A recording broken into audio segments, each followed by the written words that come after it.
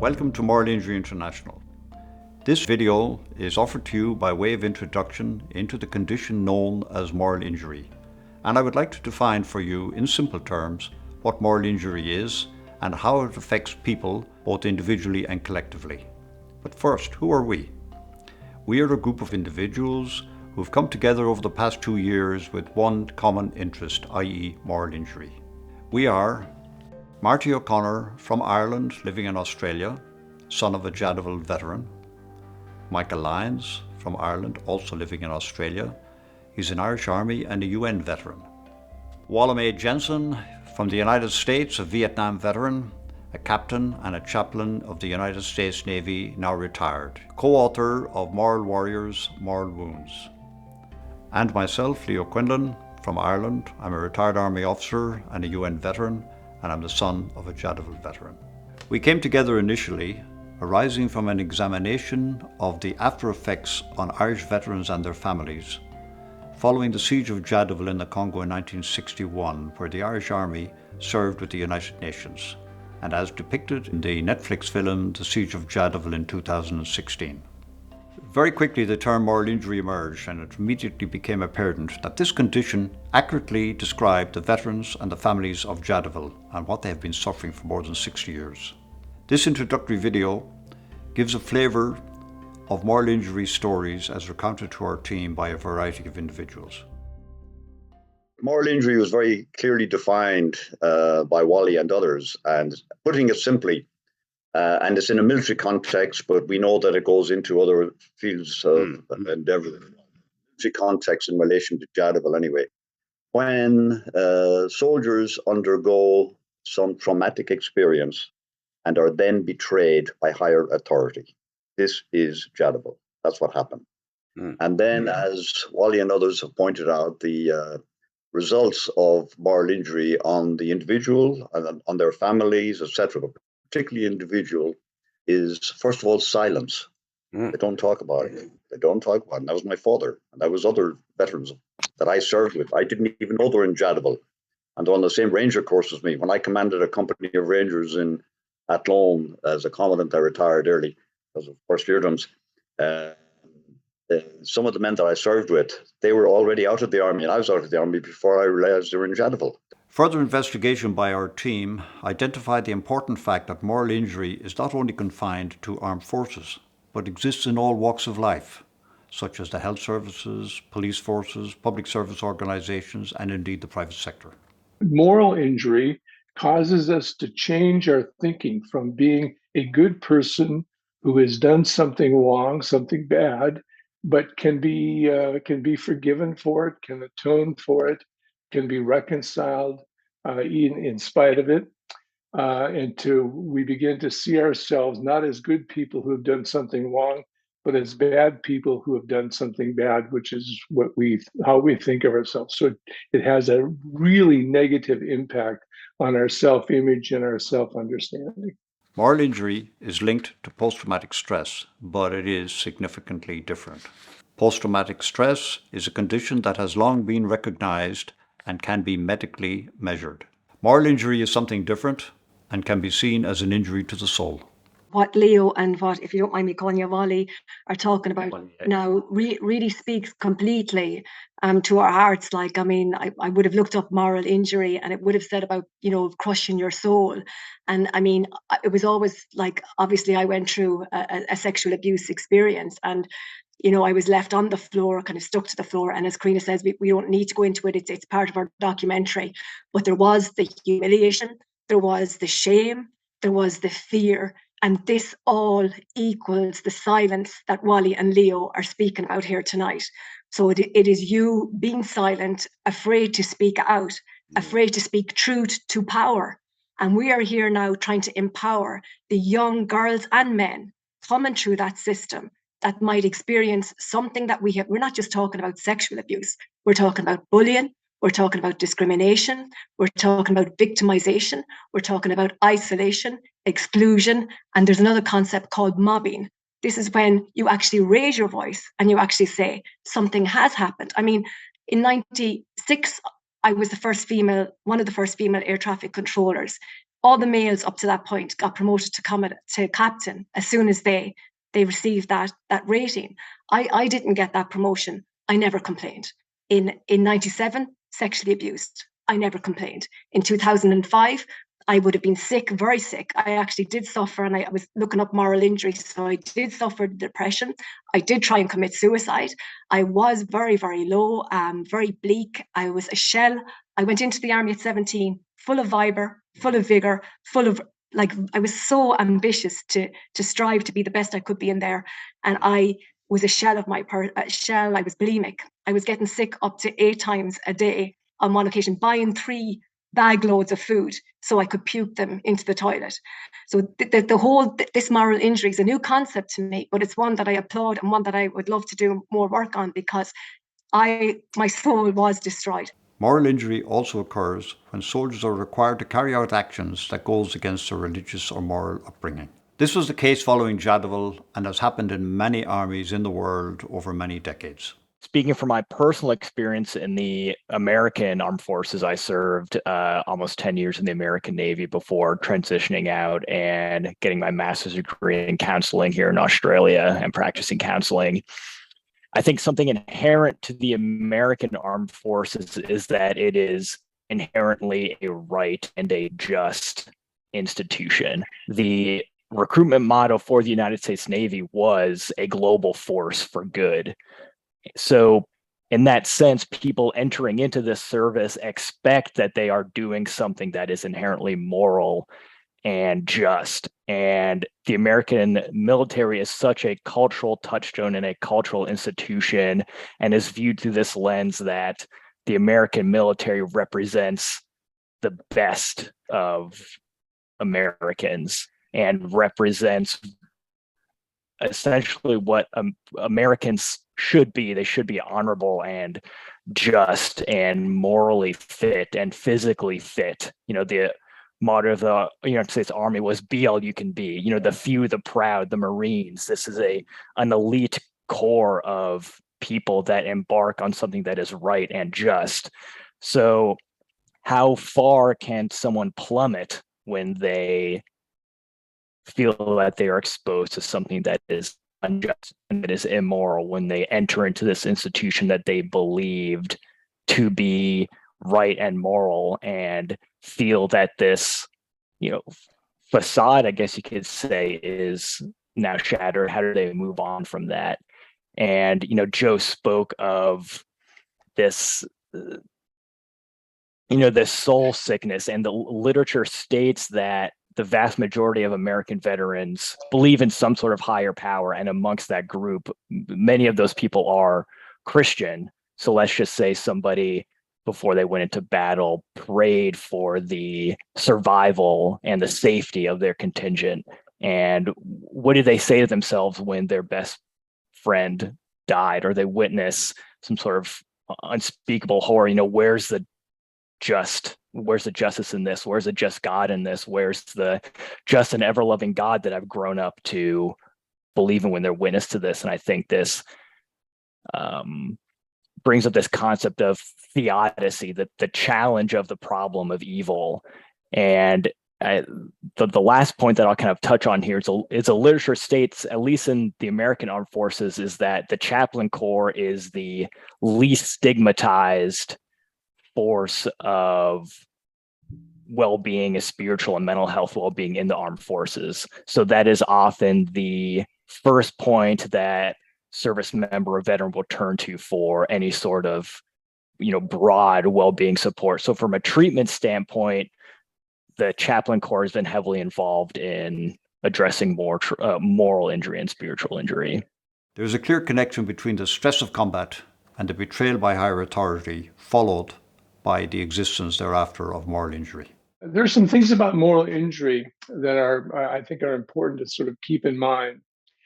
And the silence is part of that. And shame is a pretty loaded term, but shame is, I think, in this context, really important to sort of keep in the forefront of your thinking about it, because there is a sense of shame that doesn't come from oneself. It comes from the reaction and the responses of others from outside. And so when I came home from Vietnam, I came back in March of 1969. Rita and I got married in December of 1969. So we're coming up on 53 years together. It only took me 40 years before I could talk to her about my experience in Vietnam. And it happened when I was writing the book on moral injury. And we were on a vacation in Florida. And I got up early one morning and was out sitting on the balcony overlooking a beautiful golf course and enjoying the Florida weather in January. And I was out having a cup of coffee and started writing. And I had one of those moments where everything just sort of seemed to flow together.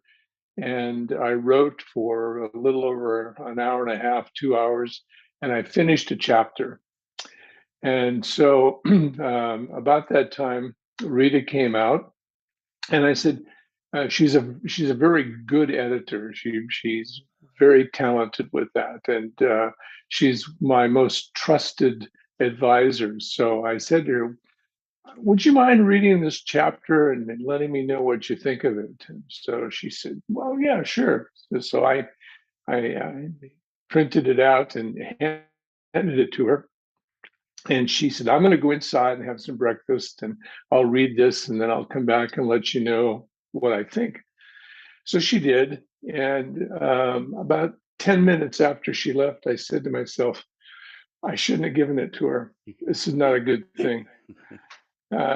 Everything's going to change here, not for the better. And after 30 minutes, she still hadn't come back.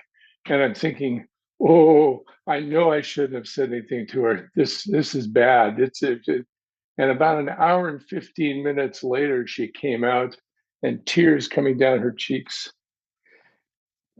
And she said to me, why didn't you tell me this before? And I said, I couldn't. I didn't want you to think of me that way. And she said, do you think I didn't know? And I kind of looked at her and she said, I sleep with you. I wake you up when you're having your bad dreams. Did you really think I didn't know? And it was the most healing moment I think I've ever had in my life, that the person that I trusted the most, but also trusted the least in some ways, with being able to tell her of my experiences in combat, just opened up for me the entire possibility of getting my voice back. What is Irish Ring of Honour for our listeners? Could I ask you, Honor? We are a group of women who served in the Defence Forces, the Army, Navy and the Air Corps. And we all had different bad experiences, very hard experiences, some very traumatic experiences. And we just came together. Some of us knew each other, others didn't. We fell upon each other a little bit. But we came together, we started meeting to support each other, to talk about our experiences and what happened to us. And then we decided maybe we should do something for the younger generation coming in, for the people who are still in there, because most of us had retired at this stage, for the people still in there, and see if we could, bring it forward, do something to make like meaningful change. I was one of the first 38 females to join the Irish Defence Forces, one of the pioneer women in 1981. And I stayed and put up with the misogyny and the systemic abuse and the microaggressions for 30 years and 248 days of my service. But during that, there were good times as well. I mean, I went through the ranks, became the first female senior NCO in the Irish Defence Forces. And I travelled overseas 11 times, 6 to Lebanon, 3 to Bosnia, 1 to Chad and 1 to Eritrea. And it was mainly during the overseas service that I encountered a lot of abuse and harassment. And on 2 occasions, the abuse and the harassment ended up in 2 attempted rapes. Whoa. And and the main thing about, okay, one of them was in my second trip overseas in 1990. But the thing that I would like to emphasize is in 1990, my first attempted rape, but then, nothing changed. Even though I reported it, and the man, the officer didn't even get a slap on the hand. He just laughed it off. Everything was, I was just told, get on the plane and forget about it.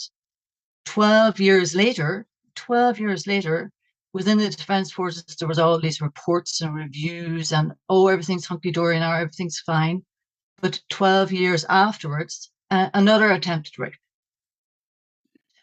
So what we're trying to bring forward to the public and to the hierarchy of the Defence Forces, that nothing has changed within the 40 years since women have joined. So we're all about our 4 A's: the action, the accountability, the apology, and the acknowledgement. Yes. And we're just trying to push now to get the action and accountability hasn't come forward yet. They're doing all these wonderful things, but nothing is changing. You're not getting any closure, are you? Not getting any closure. That's a good word. Yeah, we're not getting any closure. I mean, I could go into in depth of the horrific attempted rapes, but there's no need to do that, because one, I don't think the listeners need to know any of the great details, but they just need to know that this is still happening. This is the unfortunate thing, and it's not just happening in the Irish Army, it's happening all over the world, and all of the armies all over the world. The side effects of moral injury on the individual have been identified as follows. Firstly, silence. They rarely talk about their experiences. They hide it from the families. They don't talk about it. Broken marriages, not being able to maintain a long relationship, inability to show affection. They have a difficulty to express their feelings in a normal fashion. Alcoholism, a very common side effect of moral injury. Psychiatric problems, where veterans are hospitalized due to the development of such problems. Depression, and in some cases followed by suicide. Yes, I think, on track to be Premier. The tide was slowly but surely turning our way from opposition to government. The then Premier, Bob Carr, you might remember, who'd been very successful, very popular, he retired. And often when a long-term leader in government retires, it opens up the opportunity for a change of government. And then I said and did some stupid things at an event, Michael, and within 3 weeks that became public, and things went bad very quickly for me. I catastrophized things. I resigned as the leader, and things kept getting worse. And I found myself in the difficult position that I felt I'd become such a matter of shame for my wife, my family, my friends, my supporters, my party, and that I was a burden on them, that I found myself in the situation that many people find them in, that themselves in, that not simply the only thing to do, but bizarrely the best thing in my mind, the best thing for those around me, was to take my own life and get out of their world, to exit, if you like. And a lot of people hear that, and people are entitled to their views, and many would think that's selfish, and I understand that. But I ask people never to overlay rational thought on probably one of the most irrational things any human will ever do. I thank God every day that I didn't complete my suicide, that I was interrupted, and that I'm here today. But I know what it's like to be in that incredibly dark space where you think you're a burden on other people, and that the way to lift the burden on these people you love, you care for them so much in your own mind, that the way to keep loving them and caring for them is to lift the burden by taking your own life. I'm not a clinician, I want to make that point. But and we're neither are we. Yeah. But all of my experience and everything I've read and discussed with clinicians is it's usually when somebody has a mood change that lasts for a period of time. So it's not just a bad day or a bad night or a bad weekend. And I'm not being silly when I say this. It's not just because your football team lost or whatever. Yeah. It's something that lasts over a period of time. And it's usually where somebody, to give you an example, who's always well-dressed, always shaved, always looks after themselves, starts dressing badly, not changing their clothes, getting unkept, right? Or it's when somebody who doesn't drink heavily starts drinking heavily. It's when somebody, on things like food, you start eating a lot or you stop eating. So you have massive changes in your mood that aren't planned. Behaviour, somebody who's usually very engaged with friends, with their local sporting team, with their family, with their workplace, all of a sudden very withdrawn. Or somebody who's usually pretty good in the office is turning up late, not doing their work, really. So the challenge we have in those things is often we go for disciplinary action. Well, you're not doing your job. So what's wrong with you? So if this lasts for a while, then that change of mood, I think that's one of the big symptoms as well. So change of mood, change of habit, somebody, and you can see this in yourself if you're self-aware, but somebody who can't sleep or somebody who can't get up, these massive changes in people's mood. So they're all those sorts of things. But you're so right, Michael, on the point. One of the things we've learned, and this is hard, right, because people don't think this way. One of the things we've learned is rather than saying to somebody, oh, mate, is everything okay? Let's go and have a beer. Let's go to the pub or let's go out for dinner or let's go and see a movie or to a friend, let's go shopping, whatever it might be. Don't pussyfoot around. Go directly and ask that question. Do you think you're suicidal? Do you want to kill yourself? Do you want to harm yourself?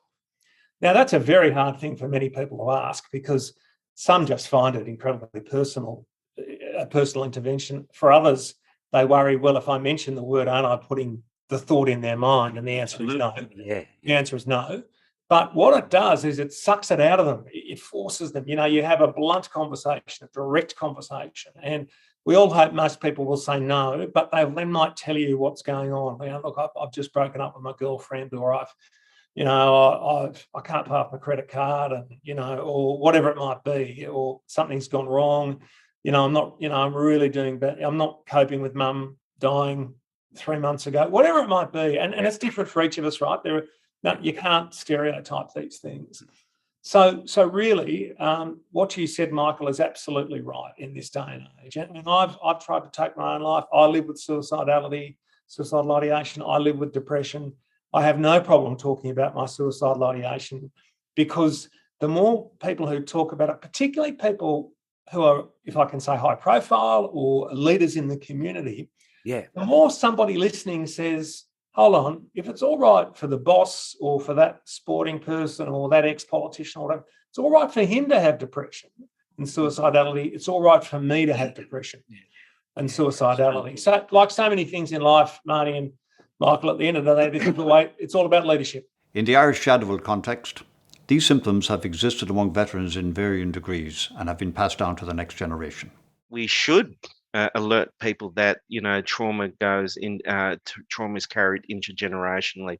That's just the physical manifestations. There's also the behavioural and also the shock to the system of the family who have taken on the burden and not knowing where that burden of trauma has come from.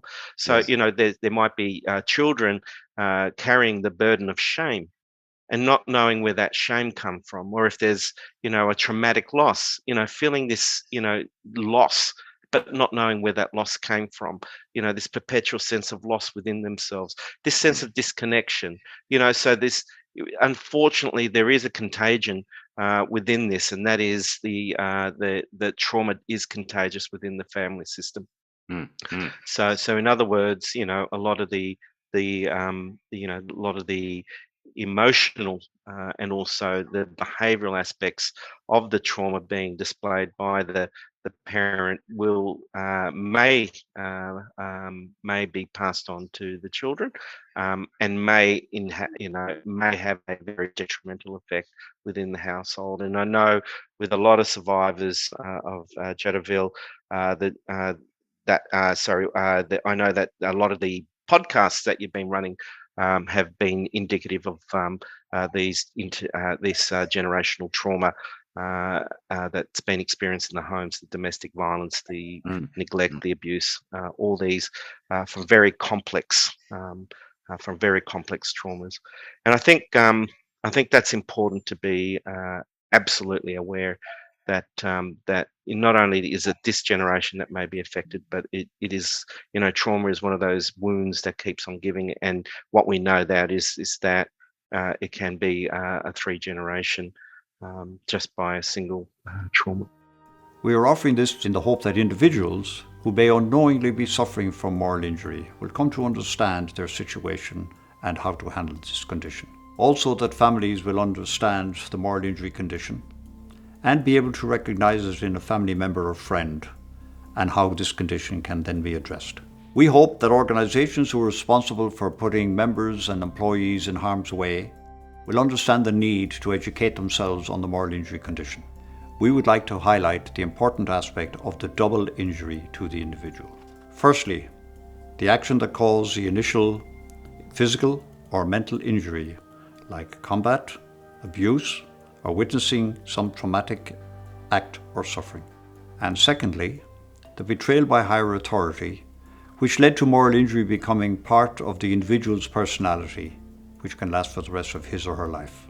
Our aim is to increase the awareness and understanding of moral injury among individuals and organizations worldwide. We hope that the program you have seen will give you a better understanding of what moral injury is, ways you may be able to recognize it, and how you can assist those affected. The question now is, where do we go from here?